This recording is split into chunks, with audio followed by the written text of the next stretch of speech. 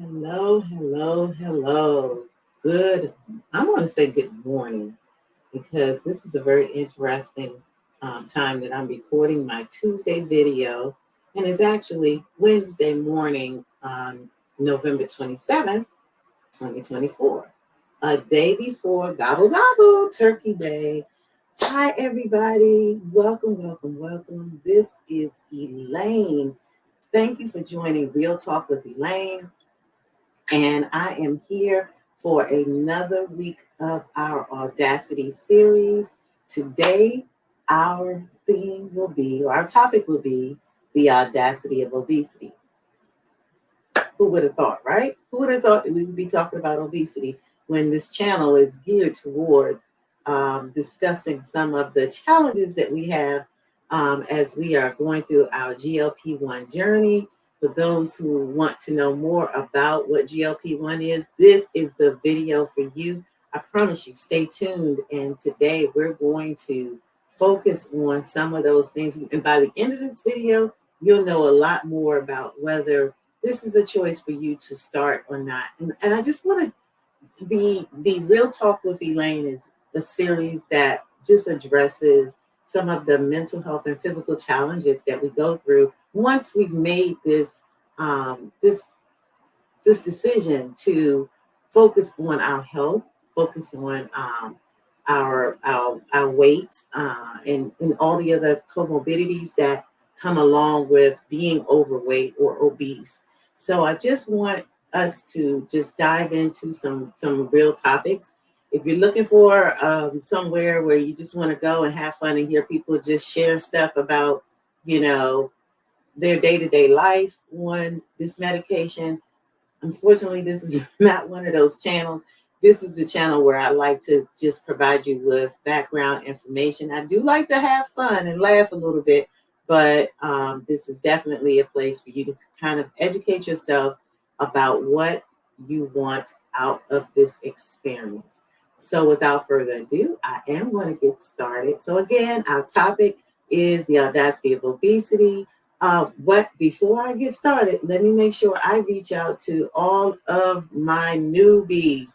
Hello, everyone. If you are new to this channel, thank you for joining. I just gave you a little overview about what the channel covers, but I definitely want to welcome you and welcome you to our community. We have some amazing people in our community that you'll get used to seeing some of their names and hearing and seeing some of their faces and hearing their names. But I just want to say I am pleased that you have chosen to join in with me. This is a video series that I put together. I do have a check-in date, which is on Friday, and that's my actual GLP-1 shot date.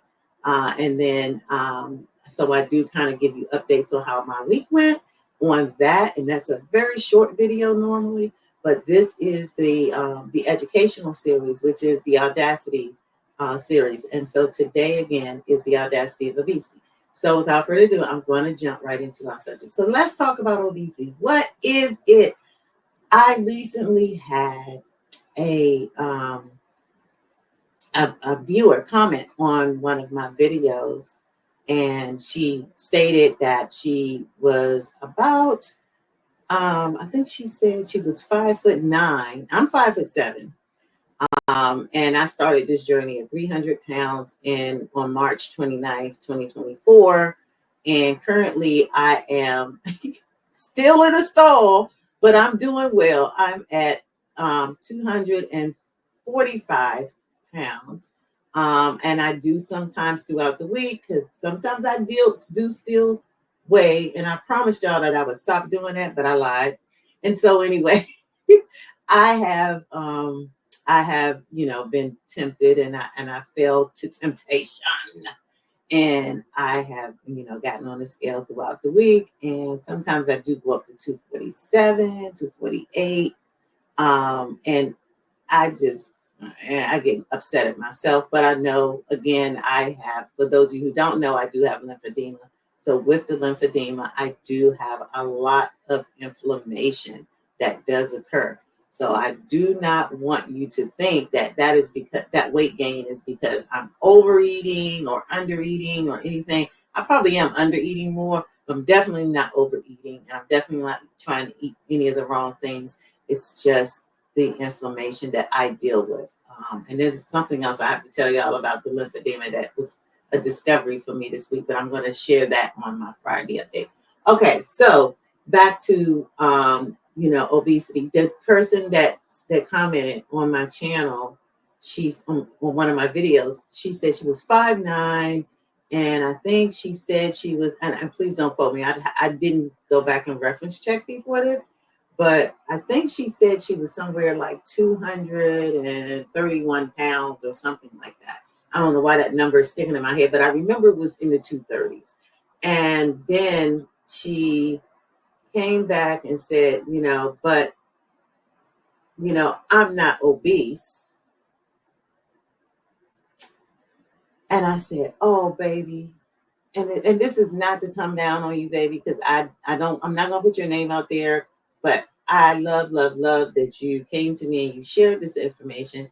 But I know she's very new to everything, because we know newbies when we hear them in our comments. And so one of the things she said, she's like, well, I'm not obese. But, my doctor said, I guess her doctor wanted her to explore this medication, and it was just way too expensive for her. So there's some other routes that I suggested that she can go to try to be helpful, because she said her insurance didn't cover it. But that is really interesting, because I'm like, we need to understand what obesity truly is. And I remember years ago when I first started kind of mingling with the term obesity, I understood that obesity is somewhere about 20 pounds overweight, So when you're at that level, you are officially obese. I know we don't like that term because it sounds horrible. It sounds like some big elephant walking around or whatever. And so you just don't want to come to grips with that's what this is, but it is obesity. And it's just a medical term, and we can't let it take hold of us. So let's talk about why obesity can take kind of a range of different struggles for us. One thing we know, it's physically debilitating in a lot of ways for many of us. And the second is emotionally. So again, as I said, this channel is geared towards dealing with the mental and physical of this disease and of this journey to healthiness. And I wanted to talk about today the effects of obesity on us. So number one, let me tell you about one particular thing. Obesity affects us physically. So our physical health can become a challenge for us while we're in an obese state. We go through heart disease and strokes and different things. So excess weight can risk that or increase that risk much greater. Type 2 diabetes, that's what I dealt with. That's how I came here. That's why I'm here with you today, because I had been pre-diabetic for probably 4 or 5 years, off and on. Every time I went and did my metabolic labs, it was like 1 minute I'm on, 1 minute I'm off. I was just on the borderline. And then one day I crossed completely over. And once I did that, I said, I'm not going back. I'm not going back. And so as a result, that's when I said, I got to get some things in order. And I sought out and took the plunge to speak with my doctor about going to this next level, which is starting Manjaro, which is a GLP-1 GIP agonist drug. And it does help some things that I'll share a little bit later that helps us to be able to pull back and to, help us in the process of losing weight and also reducing our A1C. All right. Another physical health issue that starts when you're obese is joint problems. Oh my God. How many of you, raise your hand. Can't see my hand. Okay. I got to get back in this side of the camera. Raise your hand. Raise your hand. Okay. I'll put this hand up. How many of you have actually, from time to time, said, oh my God, like I'm 56 years old. I'm a mom of 3. I am married, and I have been a caregiver my entire life, I am a, what you call a sandwich generation caregiver. So I had a son who was disabled, as well as I had my mom that I took care of. And I also had my mother-in-law that I took care of. So I have had this um, this responsibility of caregiving all my life. And so I was constantly doing things for other people. I'm even in that situation right now. I have, some family members who are going through some physical challenges that are of age, and I have been also assisting with them. So my body hurts. Let's just say this. I think I showed this in my last video. Biofreeze. This is my best friend, the overnight relief gel version. Okay. This is my best friend because it is so painful. So your knees hurt, your back hurts, and especially in the lower back. These are extra portions of weight that we have on our body. It causes us to have these joint pains. Okay. So this is another reason why we need to do something about this excess weight on us. Sleep apnea. Raise your hand. I was also another candidate of this. I had sleep apnea so bad. Like my husband was like, Elaine, he would like be hitting me at night. Turn over. Oh my God, you sound like a truck going through here, whatever. And I used to feel so bad. And then, when you wake yourself up snoring, that's like awful. So, but just it's not really the snoring part of sleep apnea that's really the most dangerous for us, is how many times you stop actually breathing. If you have not taken care of this issue, if your partner, your spouse, your mate, whatever you want to call the person that lays in the bed next to you at night, if they tell you that it sounds like you're not breathing, believe them, because that's actually happened. And I didn't believe my husband for many years. I went on and on and on and put him through pure hell at night. But he also has an issue too, but he won't even believe me. I had to videotape him, but anyway, that's another story. And so, but I actually, when I finally did my sleep study, and they told me that I stopped breathing throughout the night over 50 times, that was scary for me. That was really scary. So then I had to go on the CPAP, and then I had a BiPAP, and I had every PAP, because that thing was causing me not. I couldn't breathe even with that on, and that was old school time where I had the one with the mask that fully covered you, and you just looked like you was getting ready to go into a spaceship or something. Yeah, so I hated that. So I knew I had to do something about it, and so that's obviously when, after I started doing the CPAP and BiPAP, was when I definitely looked into having the bariatric surgery, which I did have the full gastric bypass surgery, and that was in 2013. But that surgery, as I've mentioned in other videos, is only to provide you with the physical relief of weight loss, but it does not deal with the mental, and what also the metabolic piece of it, where we have a connection between our brain and our gut. And so that's what the GLP-1 meds do, in addition to helping us physically be able to lose the weight, but it controls this. And so, that's how I got through that. But sleep apnea was what really led me to wanting to do the gastric bypass, because I knew, or do something about my weight, because I knew that if I could get my weight down, because that's what the doctors informed me, that the sleep apnea would go away. And in fact, it did. I do not have sleep apnea. I do not have to wear CPAP or BiPAP anymore. And that has been great. The final thing I want to talk about is high blood pressure. Okay, raise your hand again. Yep, I'm a candidate too.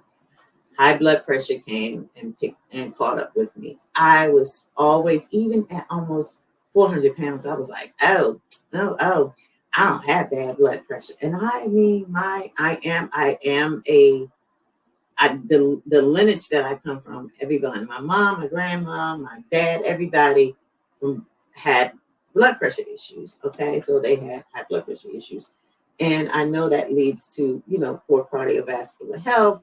But I was always proud that it didn't matter if I was tipping the scale almost at 400 when I went to the doctor's office. My blood pressure was like a teenager's. It was really good, and it was always low. Well, that ended very, very quickly. So now, and I think for age, for me, that's where it ended, because as I crossed over in my 50s, and after I turned 54, 55, that's when I started noticing my pressure was different. My baseline, my pressure was different. So I was jumping into the 130s, over like, 85, and then I started jumping into 145, 147, 150, over 100, so it was just really getting bad. So this was something that I had to get a grip of. And the high blood pressure issues derive from extra fat tissue, and that fat tissue requires more blood to be pumped through your body, and so it's a pressure on you, and it puts pressure on the vessels, and the walls in your your heart. So you got to be careful and make sure, if high blood pressure is an issue, you have to get this weight thing under control. I am proud to say, as since I've been on my GLP-1 medications, my doctor has officially removed me from my blood pressure meds. And I was so happy about that. That is so awesome. We know, especially in the African American community, that's a huge issue. And so we definitely need to be able to come off of those medications, because the medications itself still have a lot of side effects and issues too that it can affect. So we want to get off of those medications as quickly as possible. And what better way is to take control of your diet and your weight and your health. All right. So there are also some emotional and social struggles that we deal with being obese. Mental health is a big issue. I just did a series, if you haven't had a chance to catch it yet, I just did a series on obesity, and I'm sorry, on the audacity of childhood abuse and obesity. Okay, obesity and childhood abuse. So I'm gonna say that again because I had it all messed up, and I'll try to make sure if I can edit this video, because it's the first time I am doing a recording on StreamYard. Shout out to StreamYard, but it's the first time I'm doing a pre-recorded video on StreamYard. So if I'm able to edit it and put that video in, I will do that. Otherwise, I will make sure I put it in the link in the description box below, and on you when it shares on YouTube. But I did a video on the audacity of obesity and childhood abuse and trauma. That was an amazing series. If you have not had an opportunity to watch it, watch it. We did a part 1 and a part 2. The part 1 was the actual video with me sharing some very personal situations that occurred with me growing up. And there's a direct correlation between childhood abuse and obesity in an adult. So I wanted to just share my challenge and my journey, and as I did. And then part 2, we came back because of some of the questions that came out of the part 1 of the series. We came back, and I had a wonderful co-host at Simply Taisha, who is also a part of our wonderful GLP-1 community. And she did an amazing job providing me with questions, and we addressed those questions, and it was a great part 2. So, but I didn't want to be that deep this week. I wanted to bring a little more lightness and to the platform that we have here on the Audacity series. So that's why we're just dealing with the obesity this week. But mental health is significant in the world of an obese person or overweight person, because number one, it it affects our self-esteem, and sometimes that contributes to major feelings of depression. So we want to ensure that we are taking care of our mental health as we're on this journey. Or if you haven't started the journey yet, you certainly want to get in touch with a therapist or someone and really connect with your mental health so that you are feeling better about yourself. Because this is not for everyone. I watched a series this week on that was referred to me by Alonda. Alonda is also a part of our GLP-1 community, and she sent me a text and she said, "Hey, Lane, watch this series on the weight of the world." And it is an FX series. I did find it because I only stream. I do not have cable anymore. So I stream YouTube TV, which is a great streaming source. If anyone else, if you're looking to get rid of your cable and you're looking for a great streaming source, YouTube TV is it. Only thing they don't have is Lifetime, but I don't watch Lifetime too much anymore. But so that's one of the things I really look for. But I found the weight of the world, and the weight of the world documentary is about an hour. See, it is awesome. And it does talk about the GLP-1s. It does follow the stories of many people in the GLP-1 community and their different stories. And so, yeah, that one, it's really good for you to connect with. But please take care of your mental health. Also, number two, stigma for emotional and social struggles, stigma and discrimination. Okay. People with obesity really do face this discrimination thing. It's absolutely true. It does impact their emotional and mental well-being. But the stigma of just you're fat because you're lazy, you're fat because you overeat, you fat because whatever, just put whatever goes there that maybe you've heard, that maybe you have experienced from some cruel, insensitive, unempathetic people in your environment. And I know I have. I know I've had people look at me like this and, you know, or just excessively back up in the aisle when you're passing by in the grocery store or something. Just those are such horrible social struggles that I think we deal with, and so that drives us hopefully to want to do something more about us so that we can feel better about ourselves. But it's not in no way am I saying that those things are acceptable that we experience from those in our world, but we definitely, it makes us feel more inclined to want to do something better about our condition. Um, Quality of life is another emotional and social struggle that we have as a factor. The physical limitations that we have make it harder for us to engage in everyday activities and hobbies. So how does obesity affect your quality of life? I'd like you to really answer that in the in the comments for me, because that's huge for me. It was huge for me for many years. Just not feeling like I could fit in. I know for me, I felt like some of my slender friends, and if you're watching, I'm sorry, but this is how I felt.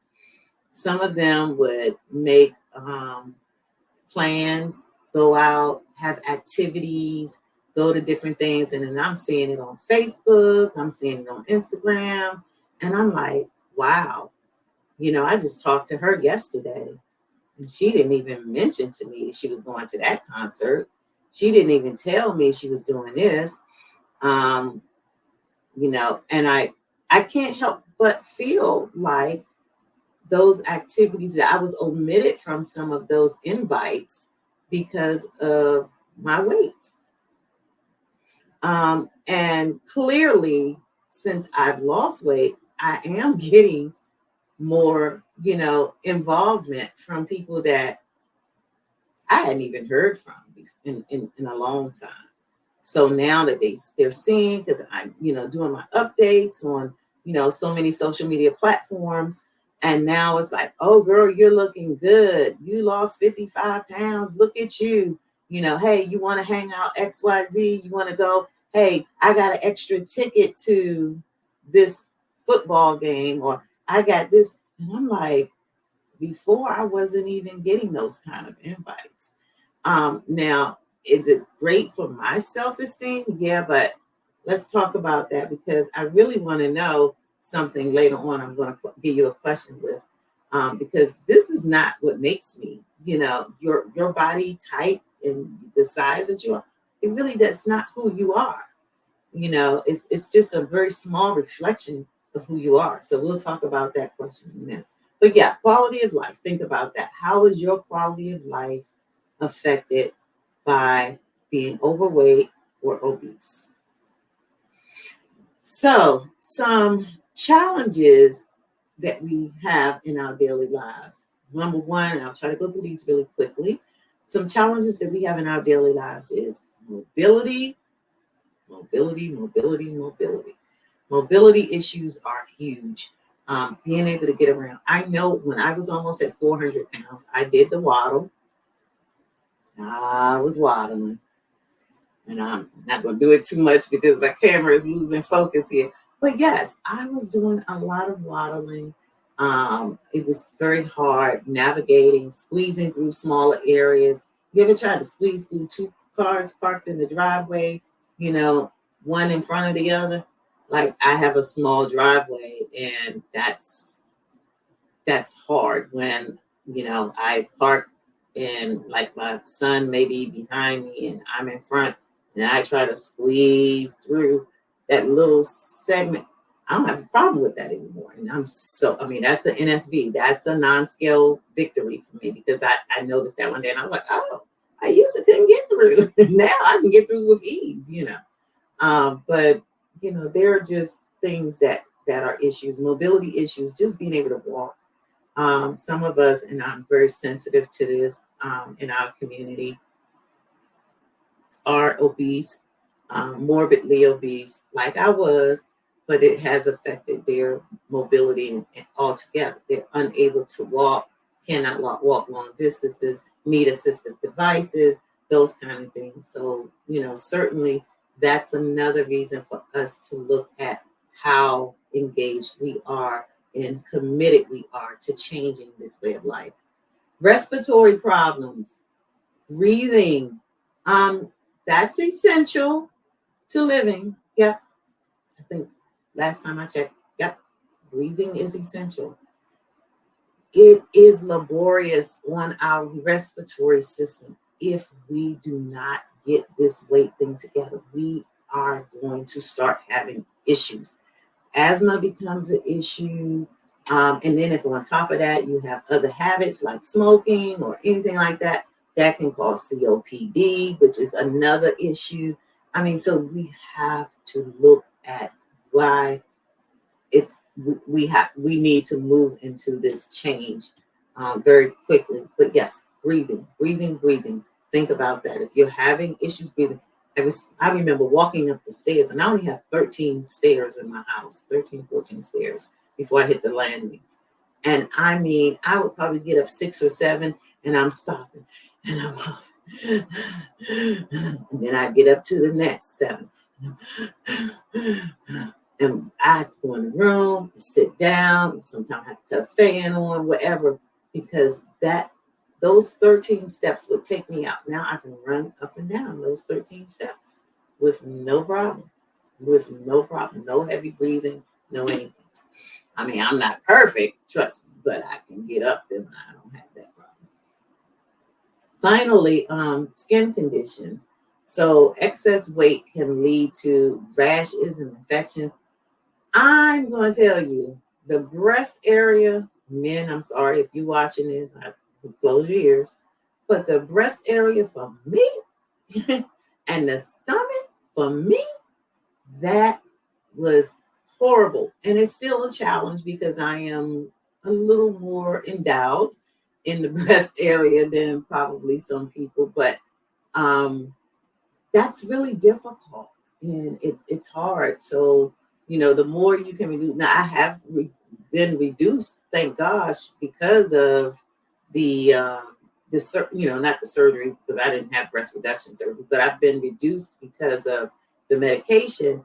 And we carry a lot of fatty tissue in our breasts. So, usually for me, when I lose weight, my top area is the first area that goes. I'm very my lower extremities are kind of they stubborn. They don't want to move. That fat don't want to go nowhere. But in my top area, that's the first area that goes. So I usually do go down a few bra sizes, and that's really great for me. And I do feel a difference.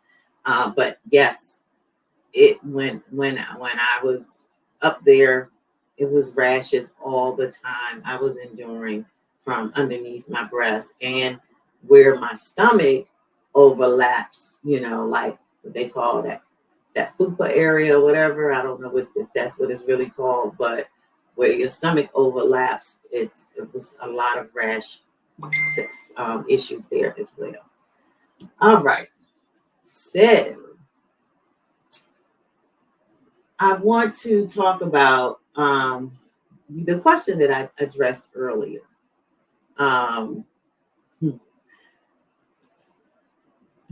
This is a question, and I want you to actually put some comments in the chat about this too. Okay, this is your homework. All right. Does your body reflect who you are? Because we just got finished talking about all of these challenges with obesity and knowing how they physically impact us, how they emotionally impact us, and how they impact us on our daily life. But does your body really reflect who you are? Okay. So I would say absolutely no. A person's body is just an aspect, just one aspect of their identity. It doesn't fully encompass who you are. While physical appearance might give some clues about the person's life, but you always heard this: never judge a book by its cover, right? So I don't even like to say that, but your life, your health style, your personality, they are not wrapped into how much you weigh at all. So I'd like to break down how or why this your body doesn't reflect who you are. Number one, because you're diverse.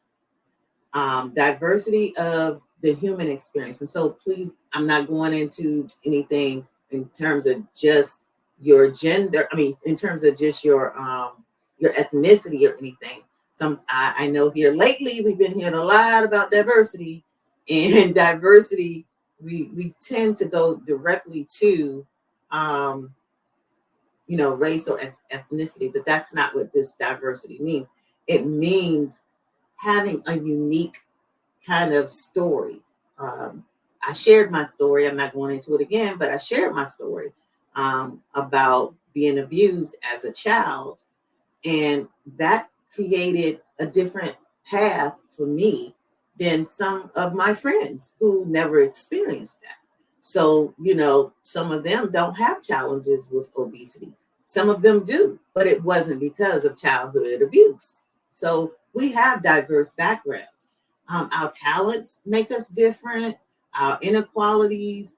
Some people are just so sweet. And you're like, oh my God, how can he or she be that sweet? Like, they are very, very nice. Why? Because they have different qualities and they have different personalities that are just so endearing. And we cannot apply that to their weight, to that outer thing that we see, or our weight. Our values and beliefs make us different. They create diversity of us. So it does not mean just because we're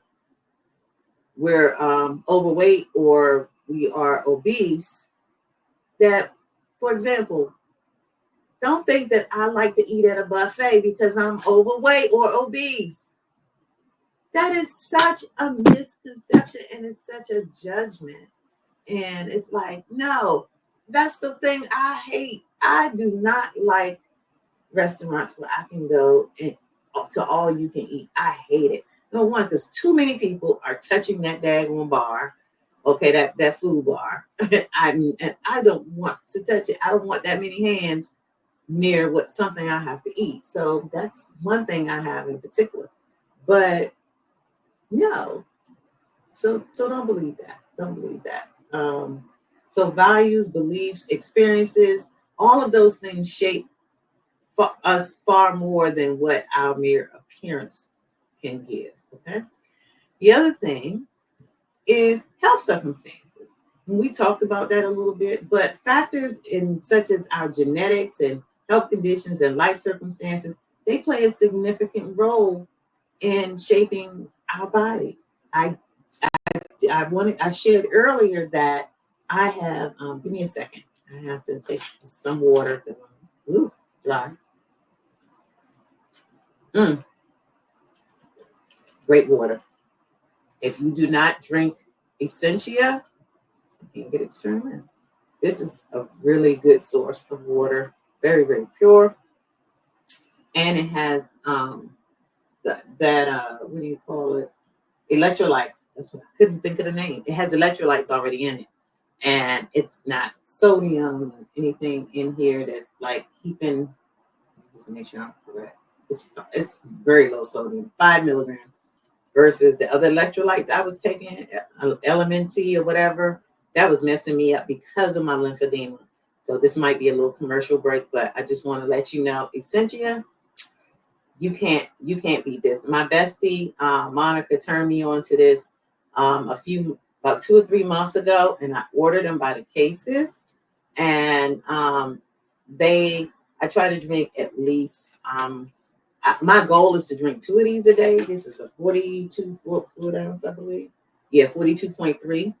So I try to drink at least 2 of these a day, along with some of the other things that I drink. And I tell you, this is good. So I'm gonna get one more sip.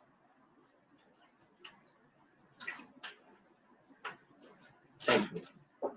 So, all right, let me get back to commercials over.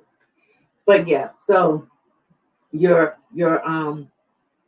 body type or whatever is the way your body functions is as a result of some of the health conditions. And I was telling you I had lymphedema, and I always thought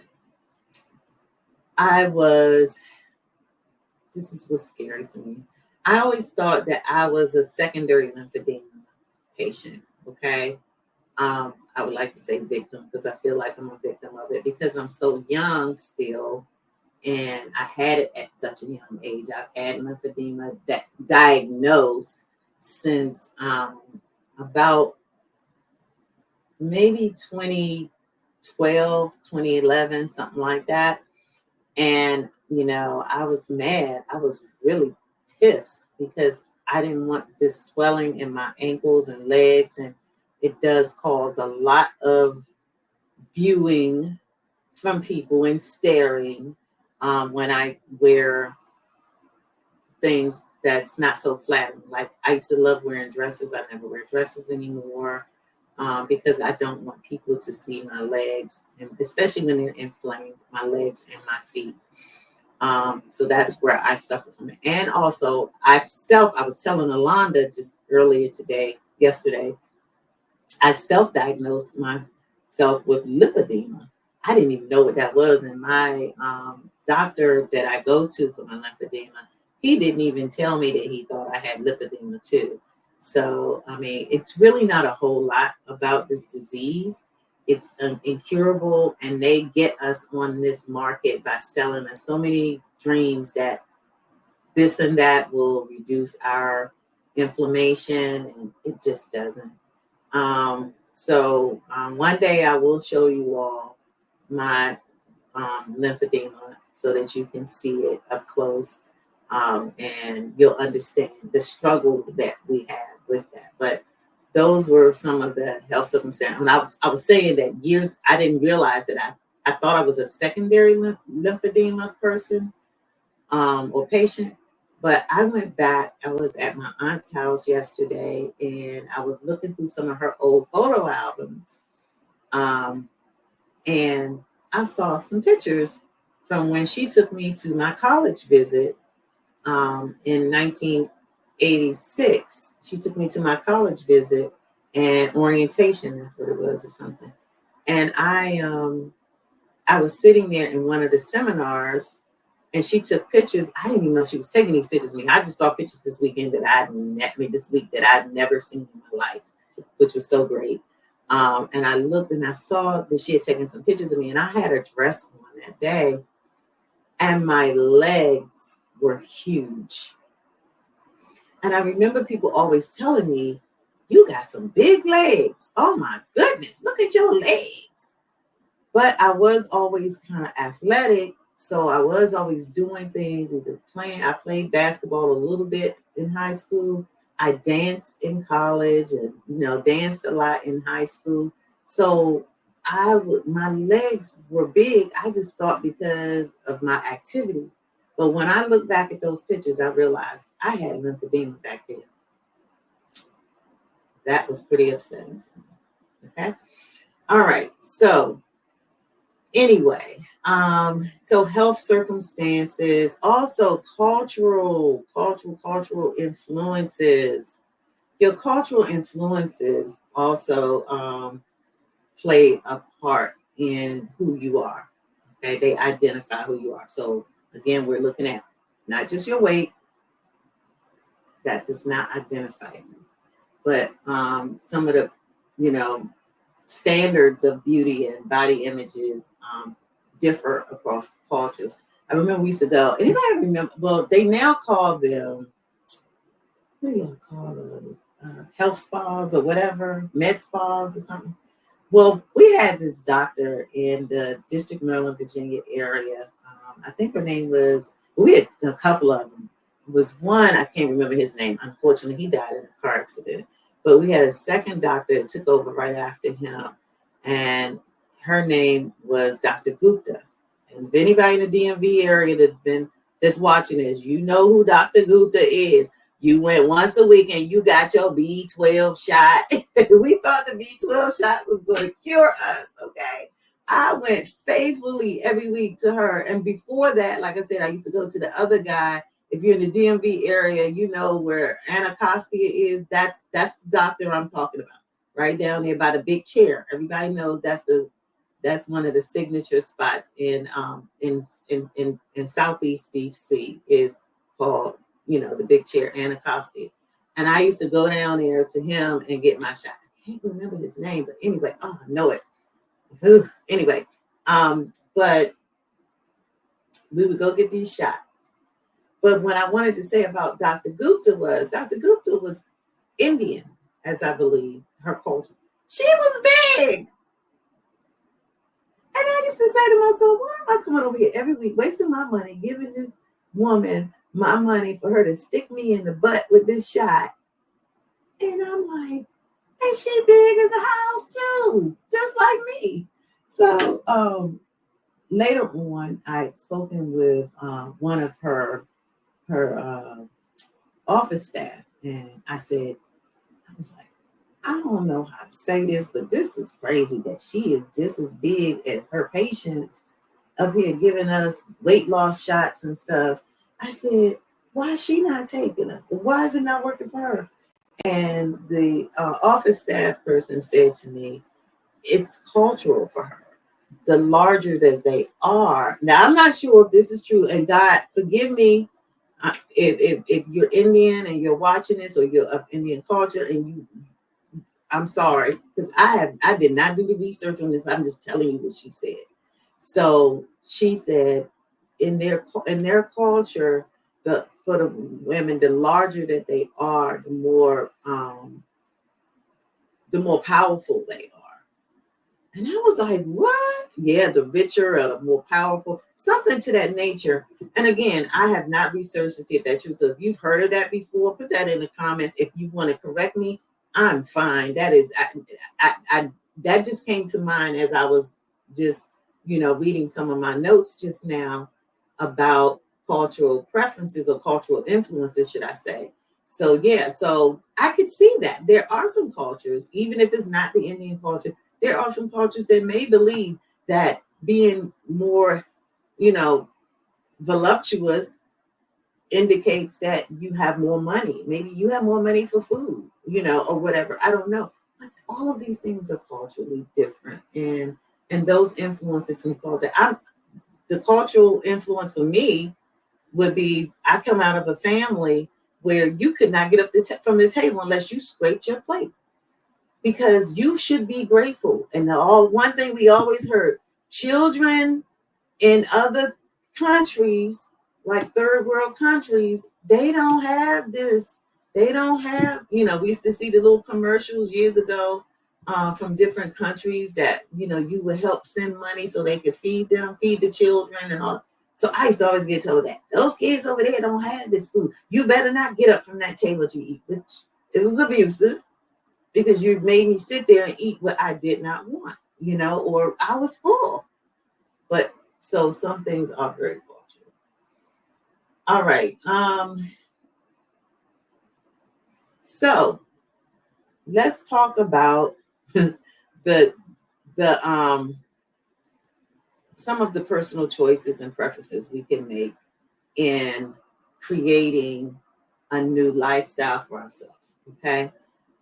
One thing is always forever we've heard diet and exercise, change your diet, change and kick in your exercise.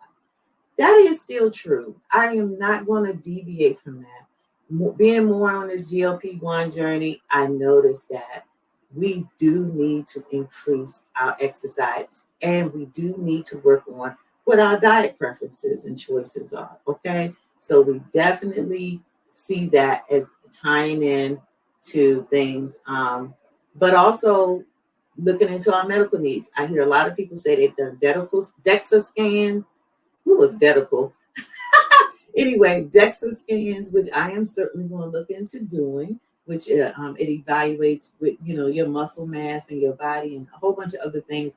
I'm not real well versed on that, but Taisha has done it. I know, you know, I don't know if Alonda did a DEXA scan or not. I know several of us are talking about getting it done, so I definitely want to have you look into that. I think it's DEXA scan. But other things, staying on your metabolic labs, you know, getting your labs done. This is not just a medication you just want to take and just keep going for what you know. That's very dangerous because you want to make sure that your body is improving, your metabolic areas are improving. All right. So for me, that was the A1Cs, that was my blood pressure, you know, all of that. So that's been really doing the liver panels and those things. All of that. You need to check on that daily. I mean, not daily, monthly, quarterly. I think we're talking quarterly here. Okay. At least. So what are the medications? If you're new here and you was like, I done heard all this. Now, what do I do to get started? I've heard Ozempic. We always sing that. But you've heard of Ozempic, Wegovy, Manjaro, Zepbound, okay, Saxenda. There's so many compounds. So there's so many different terms you've heard and you may not know what it is. Basically, I want you to talk to your doctor about it. If Ozempic and Manjaro are strictly for patients who have diabetes, and the benefit is weight loss as well with us. But that's why we were prescribed that. Wegovy and Zepbound are for patients who are struggling with obesity. So you need to, or that need to, struggling with obesity and want weight, specifically just weight loss. They are the same medications. Ozempic and Wegovy are the same, where there's semaglutide is the active agent in Ozempic and Wegovy, and then Manjaro and Zepbound, the active agent is tirzepatide.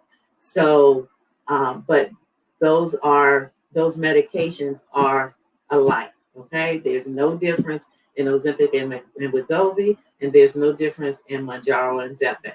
Okay, they just are labeled differently for insurance purposes. Now, what do? I got to get through this and really, really quick because I want this to be a hour video and no more. So they slow down your digestion. Medications slow it down by emptying your stomach, and your food stays there a little bit longer. And it helps you stay full longer. So you're not thinking about, I want to eat, I want to eat, I want to eat. They reduce they reduce your appetite. So you're not wanting, you're not hungry, you're not running around saying, I want this, I want that, So now it makes it easier for you to eat less without feeling like you're actually deprived. Okay. When we go on Weight Watchers and all these other fad diets, you would like, oh, I'm going to do the watermelon diet. And you eat like 5 pieces of watermelon and you're still sitting there looking around like, now what? Now what? What am I going to eat now? Because you're still hungry. So the GLP-1 medications reduce that. They also help regulate your insulin levels. As I said, I was, I'd